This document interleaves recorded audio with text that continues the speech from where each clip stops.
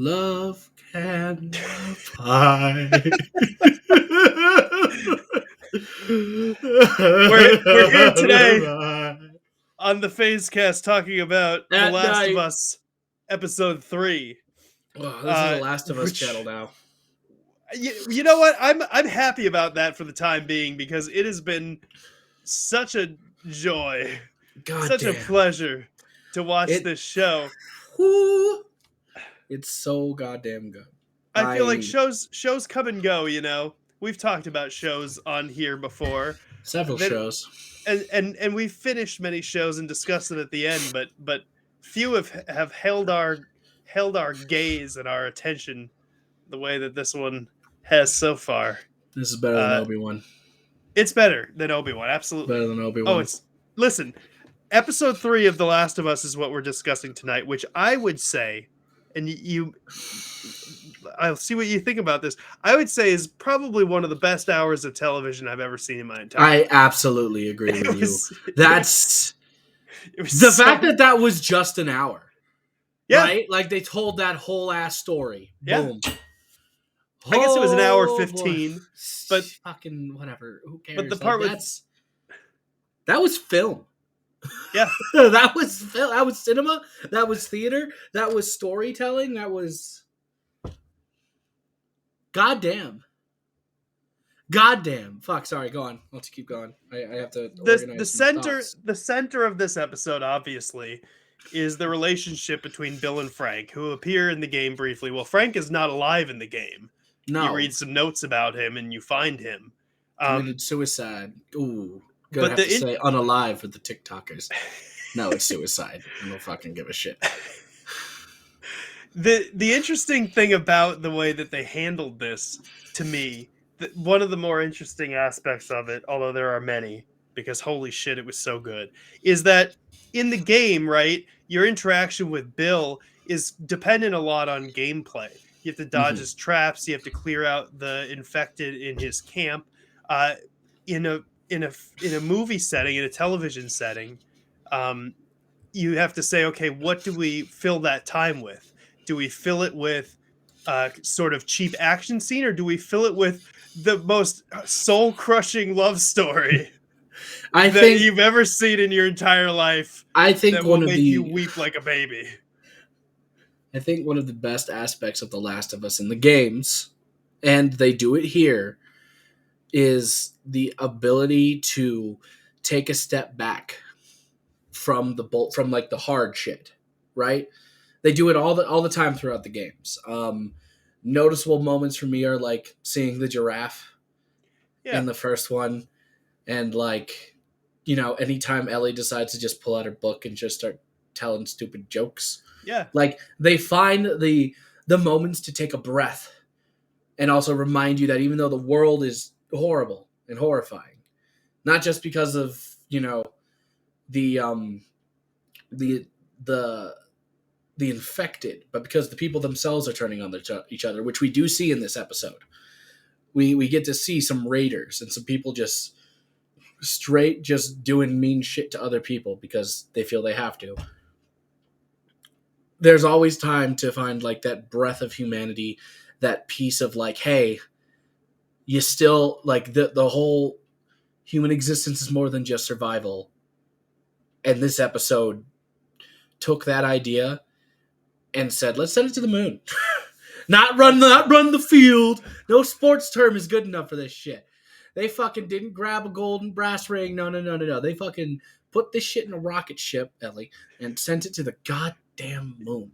And it was so fucking good. Nick Offerman acted so hard with his eyes. Why does anybody try to act with their whole body? That man could do so much with his eyes alone. You saw it in Parks and Rec, even. I feel like. Yeah, but and then I think they definitely changed Bill's character a bit to make him more like, hey, can you be just a little bit more Ron Swanson? We just kind of want you to be a little bit more Ron Swanson, less Bill. So before Frank shows up, it was basically they just were like, let's take Ron Swanson and put him in the apocalypse. Yeah, it was pretty great. But it developed into so much more than that. Yeah, And it very was, fast. I mean, they had like the ideal situation, right? Like, as far as like finding the humanity, they had it and they Mhm. lived it.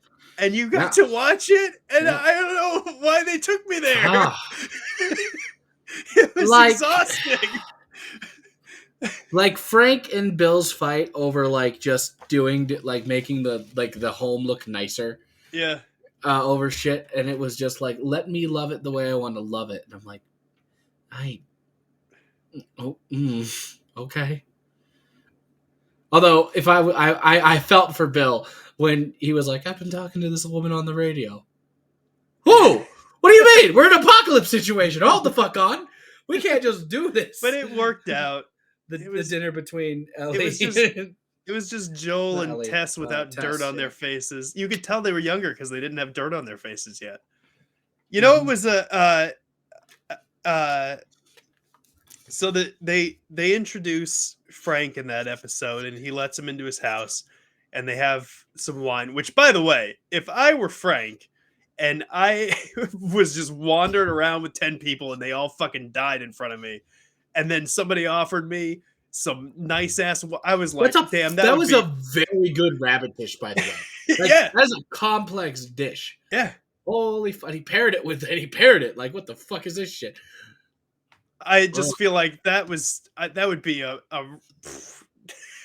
when you drank that wine, I was like, I bet that tastes amazing. yeah. But I mean, the attention to detail in this show is ridiculous. Something that stood out to me was after they eat, they go to the piano, and Frank starts to play, and he's playing the notes too hard, which is the kind of thing that like they didn't have to do, but like literally you could hear the piano being played too hard by Frank.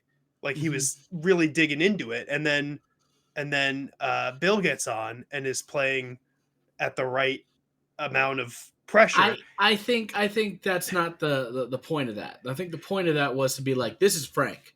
He's loud. He's happy. He wants Right, to see the good. but And the then Bill is the soft, sad. You know. but the fact of the matter is, I think, Mm, is that a lesser show would have shown him being bad at the piano in a less subtle way. It wasn't like he was like outright the worst at it. He was just like playing too hard and he was fucking up. It was I don't know. There's something about the way that they set that up. I understand what they were trying to get at, but they got at it so nicely. Where yes. like Yes. a lesser Mhm. show would have played that up for comedy. It would have been less subtle about it, but it was like noticeable right away. It was like, oh, he's playing too hard. That's Mhm. crazy that they took the time to be like, this guy plays the piano too hard. You know what I mean? It wasn't Yeah. just some comical fucking, oh, I'm No, so it bad at was the it was piano it that I was broke it. it You wasn't even know, like a bad at the piano thing. right? I think Exactly. it was a character Yeah, thing. it was just like he was just too heavy on it, and it was like, man, that's so good. Hmm. Is Hmm. I, and this is the stuff, right, where like I said, you have to diverge from the game a bit, because you're You now don't sort okay. of, You don't have to. Hold on. You don't have to diverge I from the guess you're game. right. No, no, no. So here's the thing. I have throughout this watching this, I have staunchly been happy that they have, for the most part, stuck to the game and its story. They made a different decision here. But what I felt that it did is that it still struck to the heart of the video game and the story it tries to tell. You're Where right. it's at the end of the day, there's more to life than just survival. It's about people. And you have to try and grasp that even in the worst situations. And this was straight up better. Oh This was yeah. a much happier ending. Um, Gameplay wise, oh, I fucking love Bill in the game. I think they can exist in the same world, in the same vein of the stories and have different meanings. And what we got from the show, damn. Yeah, I guess you're right. You can stick to the game, but what sticking to the game would have meant there was to just show Joel and Ellie doing some flips through some traps for an extended period of time, and then interacting with Bill in a similar way. I guess my point is that at this point in the story in the game, you're through the woods of like nonstop cutscenes, and there are a lot of extended periods where you're playing the game. So you have to do something with that time. You can either follow that exactly and get to the same places, or you can tell a story that fits into the theme of the show like that better than anything like that ever would. Mm-hmm. I cannot believe that that is what they picked. It's such a smart move. And it was Mm-hmm. it was so sad. It was sad. But it wasn't like a bad sad, you know? It was No, did you see the creator of the show tweeted afterwards? He was like, "Why are you guys crying? This was supposed to be the happy episode." He's like, this is the one where like good things happen to people. Yeah. Which is true. This is a better ending for Bill and Frank than it was in the games. Yeah. Absolutely. In the game, right, Frank just kind of gets fed up with him and takes his stuff and leaves. Yeah, Frank has already gone by the time we show up to see Bill in the games because we're looking for a car from Bill. Yeah. Which we do end up we get the car. You get exactly where you need to go. Yeah, and we do end up finding Frank. He had hung himself because he had gotten infected, and it was one of the only few choices in the game you're given, where you find a note from Frank to Bill saying how he hated him and he wasted so much time and he hated being his partner. Essentially, it was just a big "fuck you" suicide letter. And you have an option to give it to Bill or not. And I don't remember that. Yeah, you could have given it to him and then he's all upset about it. Or you could have just hid it from him and he never had to know that he hated him in his last moments. Because that's Last of Us, baby. This is a much happier, much more, they worked through it. It was such a real, how do you fucking make a real relationship in an hour? You fucking pieces of shit. I felt like I was intruding on some parts. Like, God, Nick Offerman acted his fucking hat, he put his whole foot in it, man. Put his whole fucking foot in it. Yeah. With his eyes. The other guy was from the White Lotus, too. He did great. He did a really good job. He's a good actor. But all I can think of is, like, Nick Offerman did a good job of making me see a vulnerable dude in just a towel.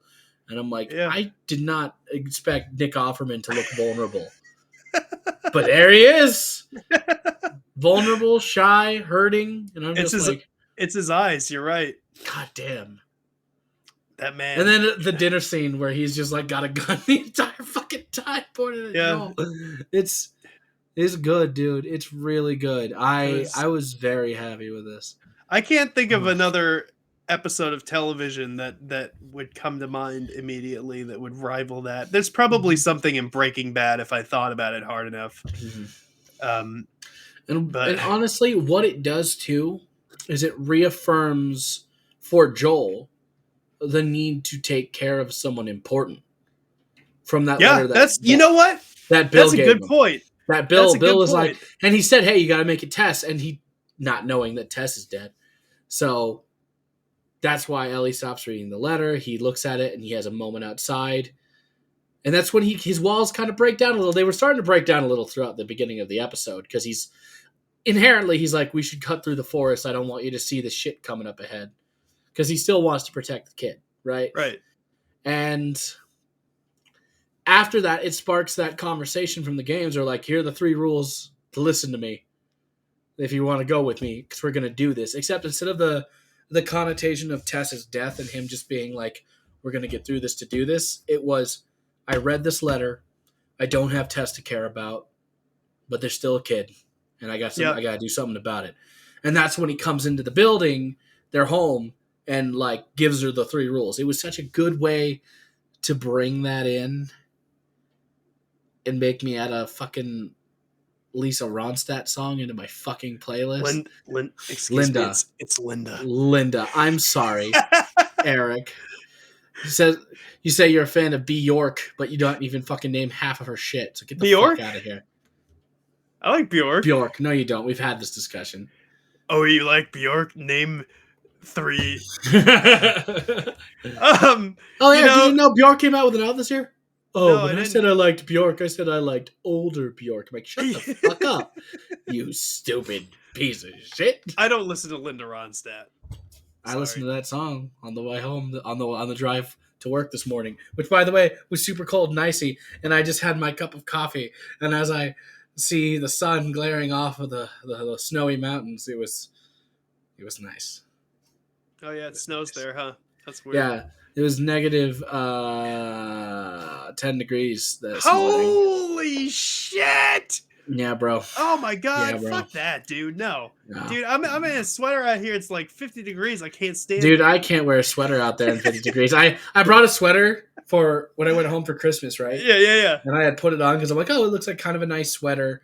It's gonna be good for like Christmas. And I'm like, I'm fucking burning up in this motherfucker. They're like, Joe, it's like 65 degrees. Isn't it cold for? No, not anymore. You adjust. You don't know cold. You don't understand. But I still have the power of immense heat. So last summer here, everyone's like, oh, it's been so fucking hot to work outside. I'm like, not really. It's like, Joe, it's like 95. And I'm like, yeah. You have mastered both degrees. Extreme! I am Mr. Green Christmas and I am Mr. Snow. Back to The Last of Us for just a moment more. Yeah, hold on. That was think of strawberries and cry. Oh, don't, man, that was, oh my god. Dude, but that was also just a little thing where he was like and he's like semi crying as he's eating a strawberry, because when's the last time they fucking had strawberries? Dude, imagine having a fresh strawberry. Holy shit. After 15 years. No, you brought up a really good point. That was a real revelation for me. Was that the significance of that to Joel and Ellie's story was not just getting a car and some supplies. It was solidifying Joel's like goal, commitment to be a character. Like Bill was like, "Hey, you're a protector. It's who we both are. Don't be afraid of that." Yeah, this show is so fucking good. That's such good writing. Yeah, yeah. I feel like there's a part of me that feels like I should be critical just to be critical, but like I don't like to lean into that for just to do a thing, and it's just I can't. I don't know. I don't think there's anything that I would criticize up to this point anyway. But I liked also the little bit with Ellie at the end, which is in the car. I thought that was funny. Everything about it. Seatbelt. She's just like looking at him. Fucking because like what seatbelt. Yeah, what she doesn't know what that is. It's like what would you do rocket ship. The spaceship stuff. I love that she fucking mentioned the spaceship shit. Just keep them with the character. They're still going into immense detail, even when they strayed from it. I don't know. It's just such immense detail because it's not. It feels like just like it's still them, and most adaptations don't get that. Yeah. They don't get to be the characters. These are still the characters with slightly different events. But at the same time, they're hitting the correct beats. Was Master Chief in the Halo show? Yeah, he was the main character. Oh, he was? Yeah. Did it feel like Master Chief? He took his helmet off after the first fucking episode. Oh, that's right! And then it was like, I can't feel because of the inhibitors they put in me. That is my whole thing. And I'm like, cool. Did they just watch The Mandalorian and they were like, people like it when they take off the permanent helmets? Because that really wasn't the point of The Mandalorian. No, I don't know, man. They really fucked that up. See, but that's right. That's not the same character then. It's not. It wasn't Master Chief. That's some other guy. Nope, it was just some other dude.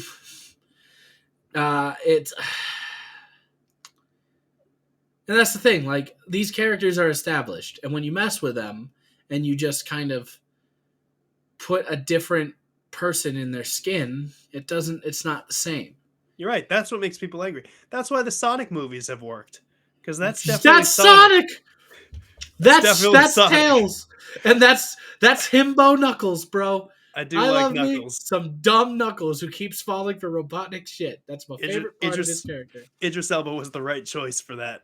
For sure. Yes. Um, uh, what is your favorite episode of television aside from that?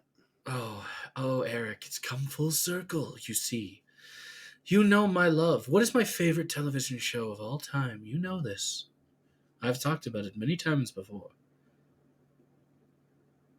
I What is? can't do this all on my own. No, I'm no Oh, Superman. Scrubs. Scrubs. And who I've, got a resurgence recently and has been amazing with oh, it. it's the episode where Brendan Fraser Brendan dies. Fraser, the one where he dies. That is good television. That was a good. That is amazing television. Because it's there the entire time and you don't know it until you're at the end with Dr. Cox. And they're all dressed up in suits and you think it's for the kid's birthday party. Then and I use this line to fuck with people. Like, this is my in-joke for myself and some other friend groups when we do tabletop RPG and shit like that. Where they're like, well, we gotta do this other stuff. He's like, what are you talking about? He's like, oh, we gotta take pictures of the kid, do all this other stuff. He's like, where do you think you are right now? And it's JD asking Dr. Cox, where do you think you are right now? And then realizing it's at the funeral of his best friend. Because he's been coping the entire time. I do remember that, not probably as clearly as you do, but it is a good episode of television. That is a good one. Because you know what? Because here's why it hits harder, right? First off, it's only 22 minutes because it's, a 30-minute TV show, right? So with ads, that's like 22, 24 minutes. Yeah. Second, it's Scrubs, which canonically does a lot of hard-hitting stuff out of nowhere, but for the most part is a comedy show. Yeah. And when comedy shows hits you out of nowhere with the hard shit, that's my jam, man. That's my see, even the clown has feelings. Fucking, I love that shit. Because, like, I love The Last of Us and I'll praise it forever, but it's going to hurt, right? Like, going into it, watching the first 30 minutes, you're like, oh, this is the show. This is the tone. It's going to hurt throughout. Eric? Hello? Good? There you are. I'm back, baby. Okay. No, I know what you mean. Uh-huh. I know what you mean. Mm-hmm. It's gonna hurt. No, continue. Sorry, I was listening. So, like, drama shows and stuff like that, they're always good. They're gonna hurt throughout. Right. You know that. Yeah. Comedy shows, they always springing at you out of nowhere. Yeah. Boy Meets World was great at it. Boy Meets World, the old one. That episode where Eric has to deal with the fact that a kid wants to be adopted. That's still fucking good. And he can't do it, and that's good. Good television. I don't remember anything specific from that, but I do remember being upset by Boy Meets World multiple times. And you said that, and it set off a deep trauma. Sean joined a cult. So we're in the back. Yeah, that's right. Sean joined a cult. That's right. Yeah. A lot of the episodes involve Sean. Let's be honest, that was the whole point of his character. Was to be the kid whose family life is shit. Yeah. And he comes over to the nice family. Yeah. A lot of those episodes with that. It's a good episode of TV? That episode of Fresh Prince of Bel-Air where Will Smith ends up yelling at Uncle Phil. I had 14 good birthdays without him. Yeah. Oh my God. How come he don't want me, man? And that hurts. I love the story behind that. Will Smith has talked about like that scene and trying to get that like perfect, and how who was the actor for Uncle Phil? What was his name? Oh God. Anyway, the actor for Uncle Phil was like, no man, this is your opportunity here to really like tell a good story. James Avery. He's like, this is your opportunity to really tell a story and act your ass off, and I'm not going to let you fuck this up. And he talked about how like, yeah, I was just some rapper who made it big for no reason, and I was like feeling myself, but he never gave me an inch. He always was like, nah, you're a professional while you're in this building. And that acting moment, like that, the scene they grabbed, and he grabbed him, hugged him, and knocked the hat off at that part.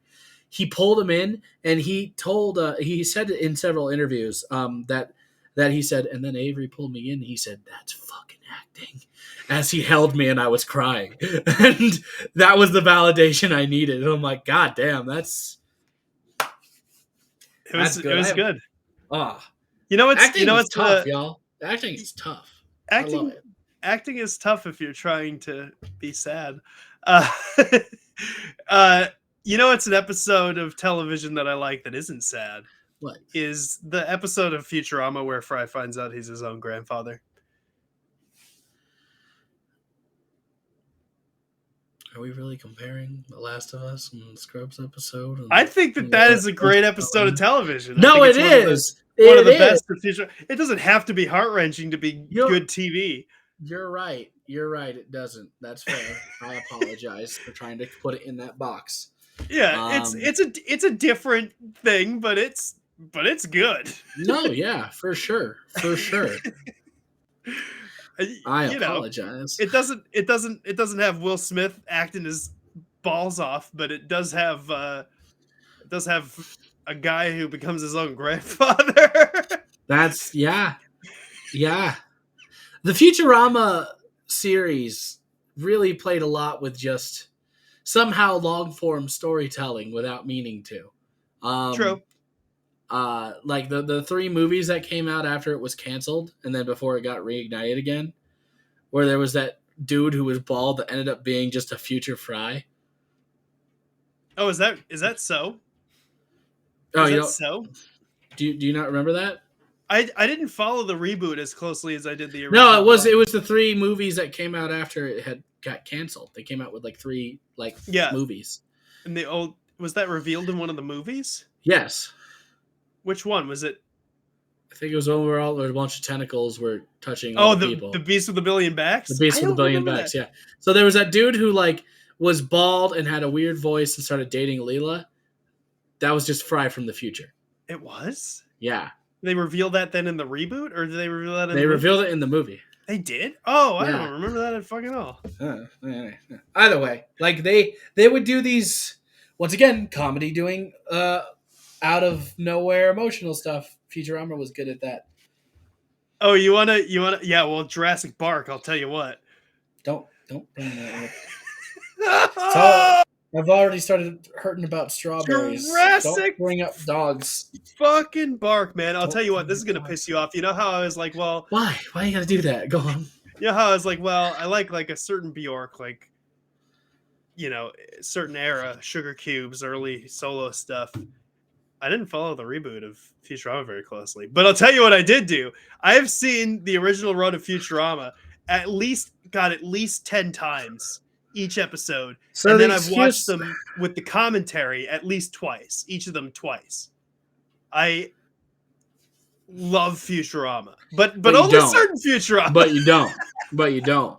See, you don't have an excuse either because the new Futurama isn't bad. It's not bad, no. New Scrubs was bad. That's why it didn't last more than a season. New Scrubs and I watched that. You watched it? I watched New Scrubs twice. I'm sorry. And then I had made the adult decision not to put it on the rewatch, except for certain parts, like anytime JD shows up. But yeah. I don't know. I mean, the reboot was good, and there were certain episodes that were really memorable, like that one where they go in the time machine that's like goes in a circle, is really good. And there's some other ones, but I don't know. I think maybe I didn't have as much time to invest in it or something. But fair. But I've seen the shit out of the original run of Futurama. I fucking love that show. I make it a point now to kind of watch new stuff I haven't seen and to try to keep not current, but like I want to be a part of what everyone else is watching because I want to see how we are developing. No, I want to see how we're developing as storytellers and what we're trying to say in society. Because all the stories that we fucking say right now involve fucking shit that we're talking about. And when it starts to involve shit that we're talking about, people sometimes get upset. Anybody who didn't like Falcon and the Winter Soldier, I'm looking at you. There's always some kind of a thing. Yeah.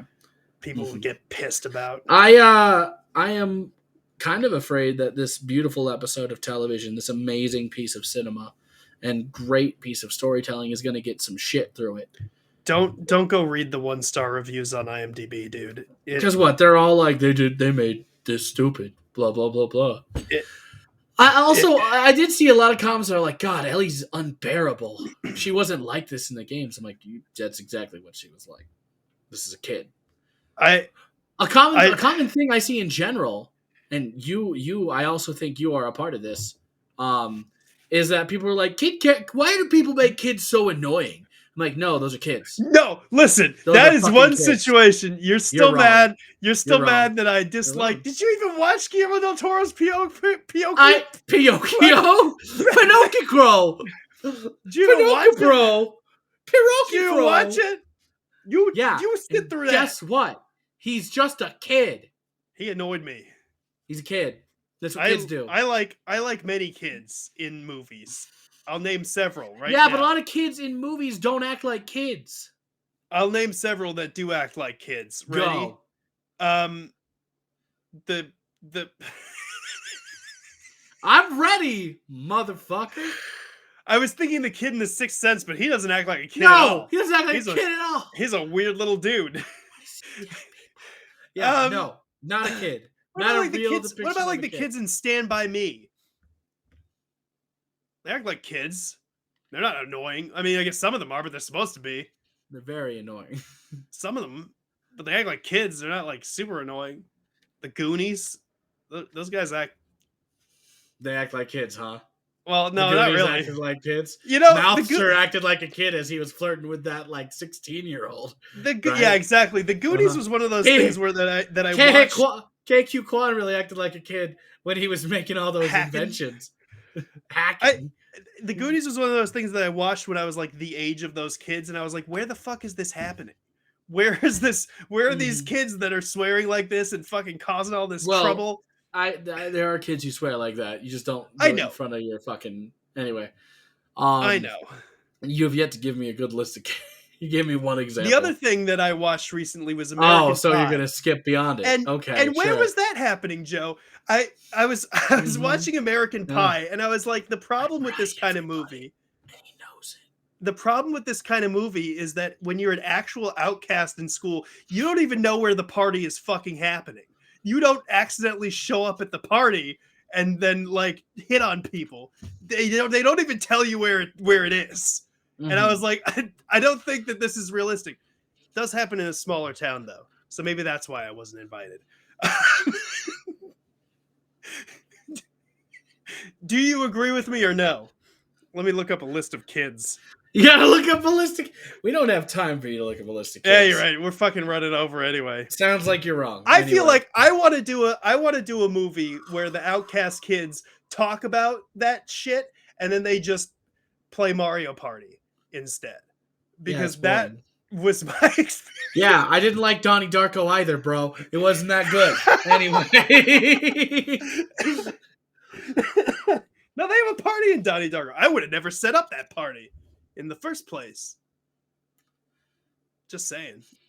I still haven't watched Donnie Darko. It's good. No, it's not. I mean, you kind of missed the boat. Everything you've said about the movie and what it does makes me think, wow, if I was 12, I probably would have really liked that movie. That's the thing. You kind of missed the boat. But there are I missed the 1 year where I was angsty and hormonal enough to really feel it. And you know what? Kind of glad I did. It's good. It's still good. It's a good movie. Believe you. That right, wasn't my experience. We have a minute and 7 seconds. Give me your movie that you think everybody else kind of hates, but that you enjoy. Defend it. Go. Well, I feel like you had one set up for this, so why don't you go first while I fucking think about it? The Butterfly Effect. Oh, you know what? Same. Right? It can't be that disliked because we both like it. I felt like people saw Ashton Kutcher and were like, this is stupid. And like, there's a lot of just random dark shit to be randomly dark. They do that in that movie. It sucks. And every time he tries to make a change, bad things happen. But, you know, it was an interesting movie. And even though they fucked it up by making a sequel for some reason, I felt like it was an interesting premise that we don't really explore often. Yeah, so it was good storytelling. Yeah, I think there were some cool ideas in that. I think Ashton Kutcher also acted like he never has before in that movie. Yeah, acted his dick off. I think that's gaining appreciation over time a bit. I like Dude, Where's My Car? Another Ashton Kutcher classic that I will defend. Really? Oh, dude, Okay. I love Okay. Dude, Where's My Car? That whole movie, I've never seen Dude, Where's My Car, right? Oh, But what? I've seen the trailer and I see like, dude, where's my car? And I'm just like, someone watched this is an episode of That 70s Show, right? This was just like they turned this episode into a movie. Like it should be, dude, where's my van? Jackie. And I saw It's was that the it's movie? it's bad. It's Okay. dumb. There's some indefensible shit in that movie. Mm-hmm. Surely. But Mm-hmm. but but I do love that movie. Yeah. It makes me laugh every time that I watch it. Probably has something to do with the age that I watched it at too. I was too young to watch that movie. Had no idea what was going on, but man, do I love Dude, Where's My Car? That's my answer. Both Ashton Nice. Kutcher classics. Both Ashton Kutcher classic. Special bonus movie for me, Harold and Kumar. Good old Oh, White Castle. you know, that's another one where it's like, is there If that indefensible was shit in made that movie? today, that shit wouldn't fly. You know, but God, there's just something about that movie that's still good to me.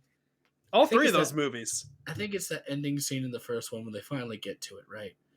And it's just eat the fucking food. And that's just there's a pure joy.